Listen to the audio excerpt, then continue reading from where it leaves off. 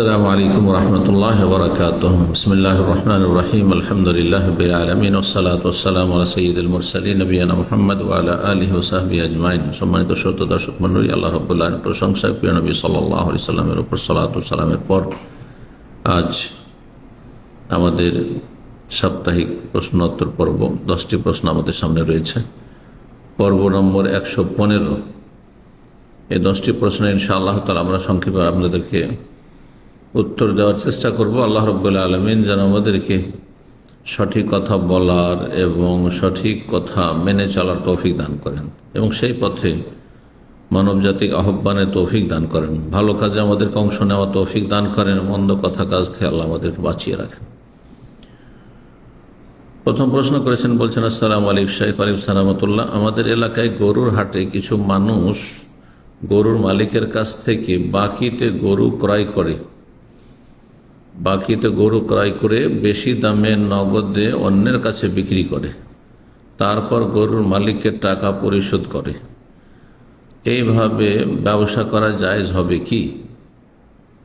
যদি সেটা হাটে চলে যাওয়ার পরে বাজার সম্পর্কে জানতে পারলো গরুর মালিক, আর তারপর তার কাছ থেকে ধারে কিনলো, কিন্তু কেনা বেচার কথাবার্তা হয়ে গেল, আর তারপরে সেটা নিজের মালিকানায় নিয়ে নিল গরুকে, আর সেই গরুর সাথে আগের মালিকের কোনো সম্পর্ক থাকলো না, যে ক্রেতা কিনলো সে তার মালিক হয়ে গেল, আর তারপর সেটা বিক্রি করে পরে পয়সা দিল, সেটা জায়েজ। কিন্তু যেটা না জায়েজ সেটা হচ্ছে মার্কেটের দরদাম সম্পর্কে জানার সুযোগ পেল না, রাস্তায় বেশ কিছু ক্রেতা বা দালাল দাঁড়িয়ে আছে, আর তারপর রাস্তা থেকেই তাদের মার্কেটে যাওয়ার আগেই সেগুলি কিনে নিল। সেটা গাড়ি হোক, যেমন গাড়ির ক্ষেত্রে হয়ে থাকে, এখানে দেখা যায় সেকেন্ড হ্যান্ড গাড়ির ক্ষেত্রে, অথবা গরু ছাগল রাস্তা থেকে কিনে নিল, অথচ বাজার রেট বুঝতে পারল না সেই ছাগল বা গরুর মালিক, আর তারপরে বললো যে ঠিক আছে তোমার কাছ থেকে ধারে কিনলাম, নিয়ে গেল, নিজের মালিকানায় নিয়ে গেল, আর তারপরে সেখানে বিক্রি করে পয়সা দিল। মার্কেটে সেই লোক ঘুরছে তার পয়সা নেওয়ার জন্য, সেখানে গিয়ে দেখে আমি লস খেয়ে গেছি, আমাকে অনেক সস্তায় বিক্রি করে দিতে হয়েছে, মার্কেটে আসলে বেশি দাম পেতাম। তাহলে এরকম জায়েজ না, নবী সাল্লাল্লাহু আলাইহি ওয়াসাল্লাম নিষেধ করেছেন। জি, তালাক্কির রুকবান বা তালাক্কিল জালাব নিষেধ করেছে রাসূলুল্লাহ সাল্লাল্লাহু আলাইহি ওয়াসাল্লাম, কারণ এতে মানুষ কষ্ট পাবে এবং ঝগড়া বিবাদের আশঙ্কা রয়েছে। ধারবাকিতে কেনা বেচা জায়েজ রয়েছে। 2 নম্বর প্রশ্ন, বলছেন আসসালামু আলাইকুম শাইখ। ওয়ালাইকুম সালামতুল্লাহ। হাদিসে আছে উযু করার সময় প্রথমে 2 হাত কবজি পর্যন্ত ধুইতে হয়, কবজি পর্যন্ত 2 হাত একসাথে ধুবো নাকি আগে ডান হাত পরে বাম হাত? জি, আগে আপনি ডান হাতে পানি ঢালবেন, আর তারপর ডান হাতটা আগে কচলাবেন, আর ডান হাতটা কষার পরে বাম হাতে কষাবে, এটি উত্তম। বামের আগে ধোয়া হচ্ছে উত্তম, এটি ওয়াজিব, ফরজ না। 3 নম্বর প্রশ্ন, বলছেন আসসালামু আলাইকুম শাইখ। ওয়ালাইকুম সালামতুল্লাহ। আমি 5-10 বিঘা জমি রেখেছি 5,000 টাকা দিয়ে 1 বছরের জন্য।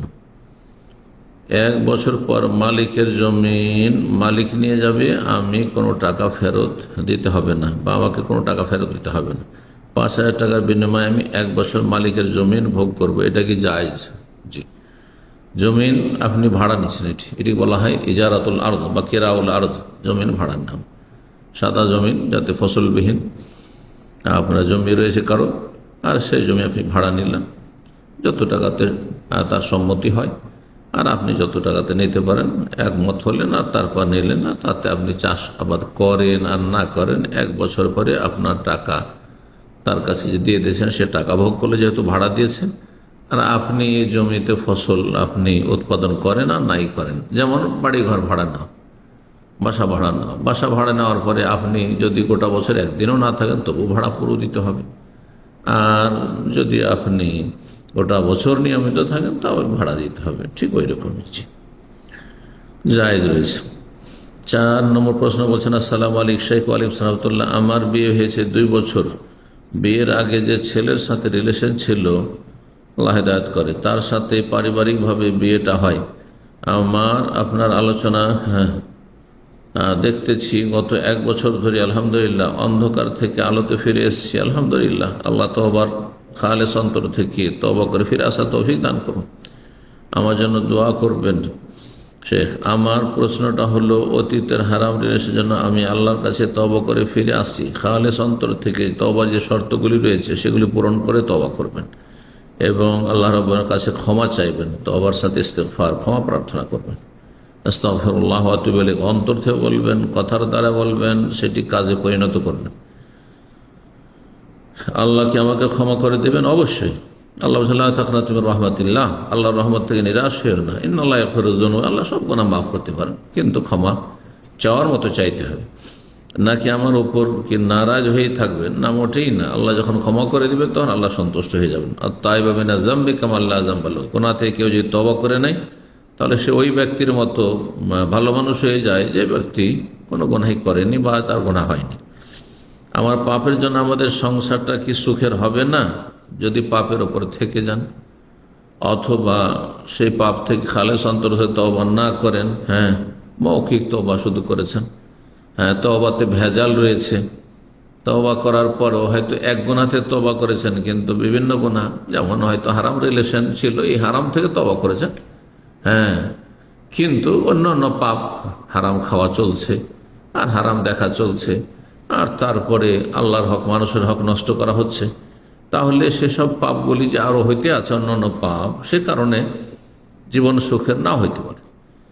আর আমাদের সন্তান হলে তারাও কি নেককার হবে না? সন্তান নেককার হতে পারে যদি খালেস অন্তর মানুষ তওবা করে। তো যারা একসময় খারাপ মানুষ ছিল তাদের সন্তান অনেক হইতে পারে, যেহেতু তারা তওবা করে পুরোপুরি সংশোধন করে নিয়েছে।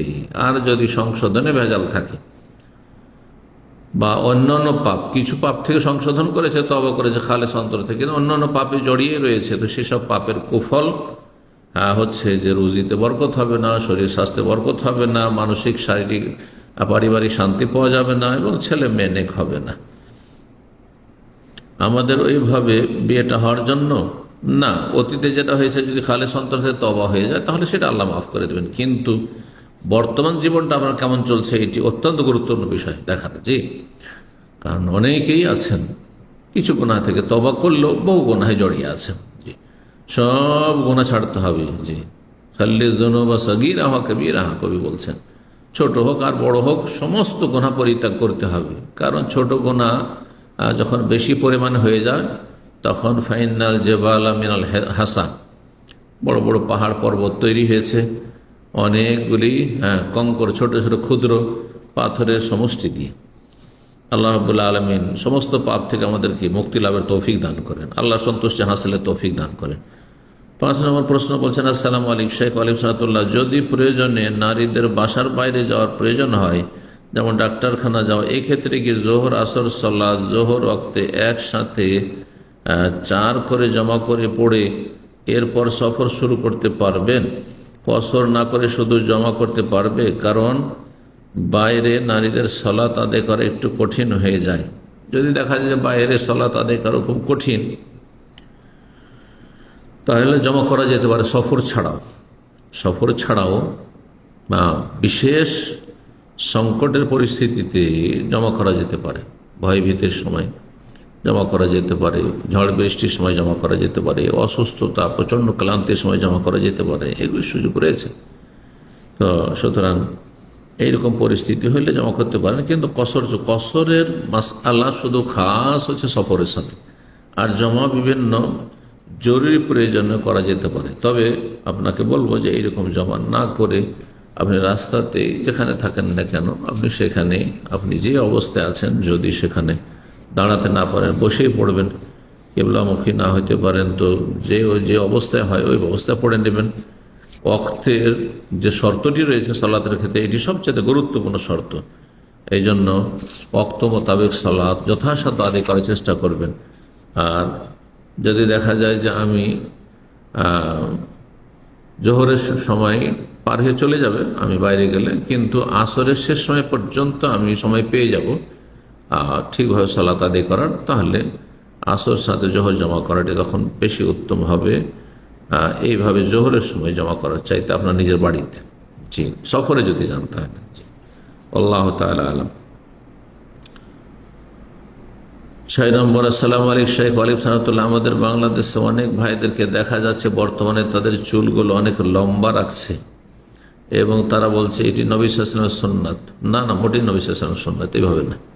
নবী সাল্লাল্লাহু আলাইহি ওয়াসাল্লামের সুন্নাত বিশেষ পদ্ধতিতে, কিন্তু আজকাল যেসব লোকেরা চুল রাখছে অধিকাংশ দাড়ি মুন্ডা, হ্যাঁ, যাদের চেহারাটাই হচ্ছে হারাম চেহারা, এদিকে দাড়ি মুন্ডন করে রাখছেন আর আপনি চুল রাখছেন বাবরি চুল, এটি সুন্নত নয়। অথবা মহিলাদের মতো চুল রাখছেন।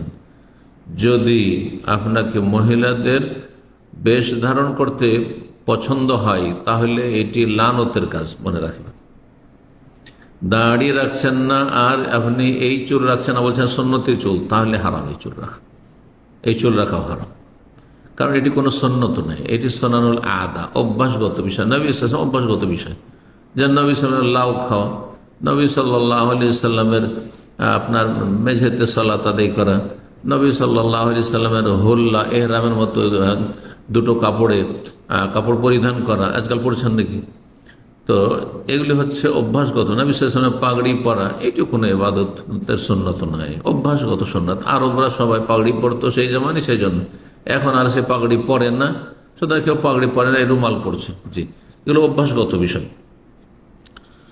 কিন্তু যদি কেউ দাড়ি রাখে আর দাড়ি রাখার সাথে লম্বা চুল রাখে আর চুলের মহিলাদের চুলের সাথে সদৃশ্যতা না থাকে তাহলে জায়েজ। জি, মহিলাদের চুল আপনাকে ভালো লেগেছে সেই জন্য ওইভাবে রাখছেন, অথবা ইহুদি নাসারা কাফেরদের লম্বা লম্বা চুলগুলো ভালো লেগেছে, তাদের কাটিং ছাটিং ভালো লেগেছে সেই জন্য রাখছেন, তখন হারাম। কাফেরদের অনুকরণ জায়েজ নয়, বেশভূষা ধারণ করা জায়েজ নয়, আর নারীদের বেশ ধারণ করা জায়েজ নয়। জি, লানতের কাজ। তারপরে বলছেন যে এছাড়াও আমার এক ভাই বলছে রাসূল সাল্লাল্লাহু আলাইহি ওয়াসাল্লাম যখন মক্কা বিজয় করেন তখন তার মাথায় 4টি বেনি বাঁধা ছিল। জি, কিন্তু সেই যুগে মহিলা পুরুষের চুলে পার্থক্য ছিল, মহিলারা লম্বা চুল রাখত, হ্যাঁ, তো মহিলাদের মতো লাগতো না। আজকাল এমন করে রাখছেন মহিলারাও কেটে রাখছে, আর অতটা করে আপনিও বড় বড় করে চুল রাখবেন। পেছন দিক থেকে অনেক মানুষকে দেখা যায় যে দাড়িও নাই, পেছন দিক থেকে দেখে বুঝাই যায় না যে মহিলা না পুরুষ, এটি লানতের কাজ। তো এইভাবে করলে চলবে না, মোটেই জায়েজ হবে না। জি, কিন্তু বড় চুল রেখেছে আর সেই চুলগুলি কেউ বাবরি চুল রেখেছে আর সে খোলা রেখেছে অথবা বেনি করে রেখেছে, জায়েজ রয়েছে যদি মহিলাদের সদৃশ্যতা না হয়। বলছেন তাই সে ভাইটি তার চুলে বেনি বাঁধছে, কিন্তু প্রশ্ন হচ্ছে সে দাড়ি রাখছে কিনা, এই বিষয়ে শরীয়ত কি বলে। যেমনটা বললাম, দাড়ি রাখে না আর এরকম বড় চুল রাখছে, এরা কাফেরদের অনুসারী, আর না হইলে মহিলার বেশধারীকারী মারি অভিশপ্ত, এদের উপর লানত রয়েছে। 7 নম্বর প্রশ্ন বলছেন আসসালামু আলাইকুম শেখ। ওয়ালাইকুম সালাম। জুমার নামাজ তো আর বাড়িতে হয় না, তাই সেই নামাজ কিভাবে কোথায় পড়ব? আপনি জানি না ভাই বলছেন, কোনো ভাই না কোনো দিনই বোন বলছেন। যদি কোনো ভাই বলেন তাহলে আপনার বাড়িতে ফরজ কোনো সালাতে চলবে না, জোহর আসর মাগরিব এশা ফজর 5 ওয়াক্ত সালাত মসজিদে গিয়ে পড়তে হবে জামাতে, এইরকমই জুমাও মসজিদে যেতে হবে। আর যদি আপনি কোনো দিনই বোন হন, মুসলিম বোন হন, তাহলে আপনার জুমা নেই, মহিলাদের জুমা নেই, কিন্তু জুমাতে গেলে জায়েজ রয়েছে, এই শর্তে যে সেখানে যাতায়াতে ফিতনা না হয়, কাউকে ফিতনায় না ফেলা হয়, সুগন্ধি আতর লাগিয়ে না হয়, মেকআপ করে না হয়, চেহারা খুলে না হয়, আকর্ষণীয় পোশাকে না হয়, সবাই তাকাচ্ছে, বেপরদা হয়ে আপনি জমা পড়তে যাচ্ছেন, মোটেই জায়েজ নয়। কিন্তু যদি সুন্দর পর্দার সাথে কেউ জমা পড়তে যায়, যে সেখানে দিনের কথা শুনবে উদ্দেশ্যে, তো জায়েজ, উত্তম নয়। মহিলাদের জুমায় যাওয়া উত্তম নয়। আমাকে তো এক ভাই বললেন বাংলাদেশ থেকে, তো আজকাল উৎসাহিত করা হচ্ছে মহিলাদেরকে জুমাতে যাওয়ার জন্য। কোনখানে এরকম দলিল আছে যে সাহাবিয়াতগণ জুমা পড়তে যেতেন মসজিদে? না, কোনো দলিল নেই। হ্যাঁ, রাতের সলাতে যেতেন, হাদিসে রয়েছে, ফজরের সলাতে যেতেন, এশার সলাতে যেতেন, অন্ধকারের সময় যেতেন, যাতে করে পর্দা পুশিদা হবে, সলাত করে আসতে পারেন। তাও জায়েজ। পয়ুতহন্না খায়রুল্লাহন্না, নবী সাল্লাল্লাহু আলাইহি ওয়াসাল্লাম বলেছেন বাড়িতে মহিলাদের ফরজ নফল সব সলাত পড়া উত্তম। আর জুম্মা পড়তে মহিলারা যেতেন সাহাবিয়াতগণ, এর কোনো দলিল প্রমাণ নেই। তবে বলছি যে যদি সেখানে দ্বীনি আলোচনা হয় আর সেই ভাষা বুঝে এই মন্ত্রের খুতবা না হয় আর সে দিন শেখার জন্য যায় তো ভালো কথা, কিন্তু ফিতনা মুক্ত যেতে হবে, নিজেও ফিতনা পড়বে না, কাউকে যেন ফিতনায় লিপ্ত না করে। আল্লাহ হেফাজত করুন।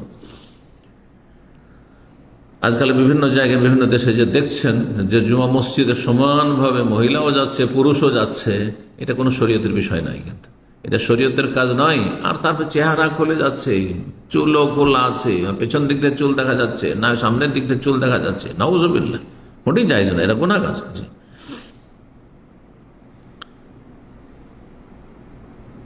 তারপরে আর একটি প্রশ্ন করেছেন একই সাথে, আর পুনর্জন্মের যে কথা প্রচলিত আছে, এটা হিন্দু সমাজে প্রচলিত আছে। কোনো মুসলিম যদি পুনর্জন্ম সামান্য বিশ্বাস করে যে হতে পারে, তো সে মুসলিম না, সে কাফের, মুরতাদ। এবং বিভিন্ন ঘটনাও শোনা যায়, ঘটনা তো মাজার পূজারীদের শোনা যায়, হ্যাঁ হ্যাঁ, ঘটনা তো অনেক কিছুই শোনা যায়। জি, আব্দুল কাদের জিলানী নাকি আল্লাহ রাব্বুল আলামিন নাউজুবিল্লাহ পড়ে যাচ্ছিলেন, আব্দুল কাদের হাত ধরে রক্ষা করে নিয়েছে, লানাতুল্লাহ আলাইহিম, যারা এইসব কিচ্ছা কাহিনী বর্ণনা করে এবং যারা এইসব গড়েছে। তো এইরকম ঘটনা আপনি শুনেছেন, উদ্ভট কথাবার্তা। সেই ব্যাপারটি যদি একটু পরিষ্কার করতেন যে পুনর্জন্ম অর্থাৎ মানুষ মরে যাওয়ার পরে বারবার করে জন্মিতে থাকে, ভালো মানুষ যদি হয় তাহলে খুব এর চেয়ে সিনিয়র হয়ে সুখী হয়ে পৃথিবীতে আবার দ্বিতীয়বার তৃতীয়বার আসবে। আর যদি পাপ করে যায় দুনিয়া থেকে, তাহলে সে বানর হয়ে আসবে, শুকুর হয়ে আসবে, আর গরু ছাগল হয়ে আসবে, আর কোনো নিকৃষ্ট প্রাণী হয়ে আসবে, ইত্যাদি ইত্যাদি। অথবা নিম্ন শ্রেণীর, হিন্দুদের মধ্যে চারটি শ্রেণী রয়েছে, কাস্ট রয়েছে। তো ব্রাহ্মণ যদি পাপী হয়ে মরে তাহলে সে শূদ্র হয়ে জন্মবে, মেথর ডোম হয়ে জন্মিবে। আর ডোম মেথর যদি ভালো মানুষ হয়ে দুনিয়ায় থাকে এক সময়, তাহলে আবার মরে যাওয়ার পরে সে ব্রাহ্মণ হয়ে যেতে পারবে। এসব উদ্ভট কথা, এগুলো গাঁজাখড়ি কথা। হ্যাঁ, এগুলি কোন নবী রসুলগণের নিয়ে আসা দিন ধর্ম নয়, এগুলো মানুষের মন গড়া কথাবার্তা। এ সমস্ত গুমরাহি থেকে, ভ্রষ্টতা থেকে আল্লাহ মানব জাতিকে হেদায়েত দান করুন। 8 নম্বর প্রশ্ন বলছেন, আসসালামু আলাইকুম শেখ ওয়ালিদ সালাতুল্লাহ, আমি যদি ঘরে মক্কা মদিনার ছবি অথবা আরবি ক্যালিওগ্রাফি ছবি টানাতে চাই, তাহলে কি টানাতে পারবো? কোনো অসুবিধা নেই, প্রাণীর ছবি না হলেই হলো।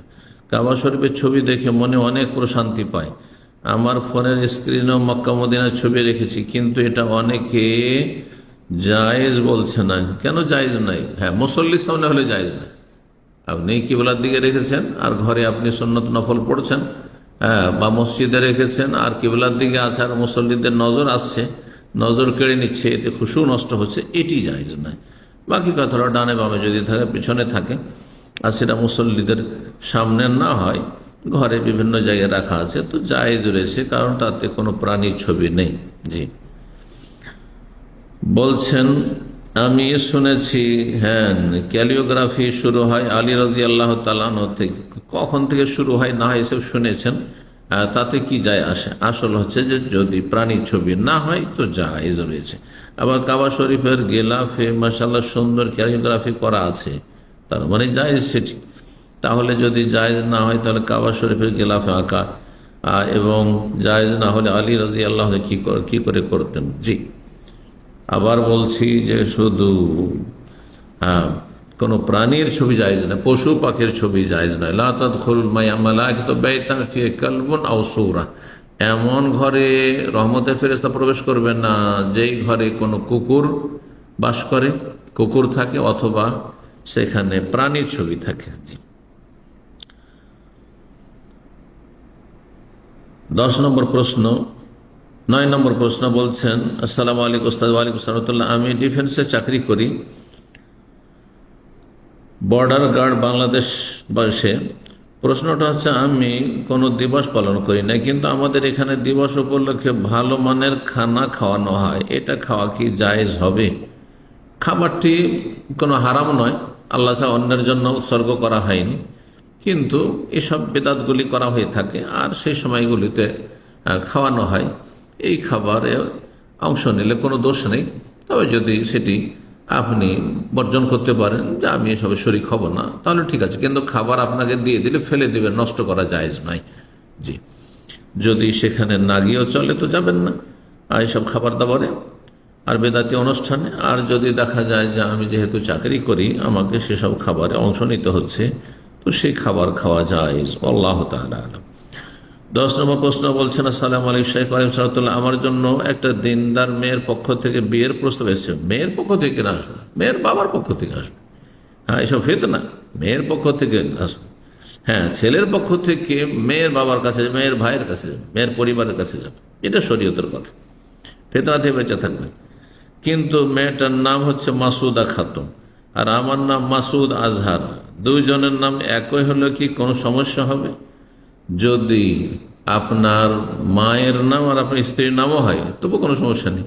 তো আপনার নামের সাথে আপনার স্ত্রীর নামের মুজাক্কার মুয়ান্নাস, পুরুষলিঙ্গ স্ত্রীলিঙ্গ, মাসুদ আর মাসুদা, তাতে কোনো আপত্তি রয়েছে? আল্লাহ হিদায়াত দান করুন, দিনের জ্ঞান দান করুন। একই হলে কি কোনো সমস্যা হবে? না, কোনো সমস্যা নেই। সমস্যা আছে পাপে, পাপ করলে সমস্যা আছে, এই হারাম রিলেশন করলে সমস্যা আছে। মেয়ের পক্ষ থেকে প্রস্তাব আসবে আর তার সাথে আপনি গল্প করতে থাকবেন, আপনি চ্যাটিং করতে থাকবেন, এতে সমস্যা আছে, হারাম আছে। জি, এগুলো ফিতনা, এগুলো হারামে লিপ্ত করবে এবং দুনিয়া আখিরাত নষ্ট করবে।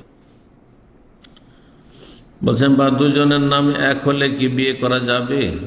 কোনো অসুবিধা নেই। বাপ বেটার নাম যদি এক হয়ে যায়, মা মেয়ের নামও যদি এক হয়ে যায়, আর স্ত্রী আর মায়ের নামও যদি এক হয়ে যায়, কোনো অসুবিধা নেই। স্বামীর নাম আর বাবার নামও যদি এক হয়ে যায়, তাও কোনো অসুবিধা নেই। আল্লাহু তাআলা আলাম। সুবহান রাব্বিকা রাব্বিল ইজ্জাতি আম্মা ইয়াসিফুন ওয়া সালামুল মুরসালিন ওয়া আলহামদুলিল্লাহি রাব্বিল আলামিন।